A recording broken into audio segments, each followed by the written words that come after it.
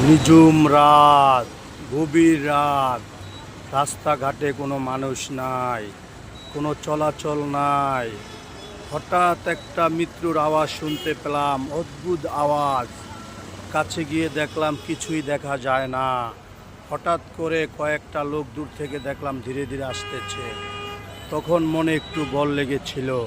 হঠাৎ করে দেখি আবার একটা লোক চলতেছে। এ যেন এক নিঝুম রাতের নিঝুম অদৃশ্য। আমার গায়ের পশমগুলা দূর দূর করে কাটা মেরে উঠেছে। মনে হয় আমি মরেই গেছি। বেঁচে থেকেও লোকটা একা একা ওদিকে হাঁটতেছে, আরেকটা লোক ওয়াল পাড়িয়ে নামতেছে। আমি ভাবতে থাকলাম এরা কারা।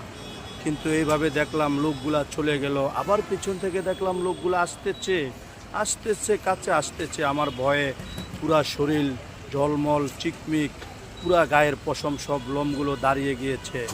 এ যেন এক অনন্য দৃশ্য। আমি যত পথ হাঁটি, আমার পথ আমি এগোতে পারি না। যেন ভয়ে আমার মনটা আতঙ্ক হয়ে আছে।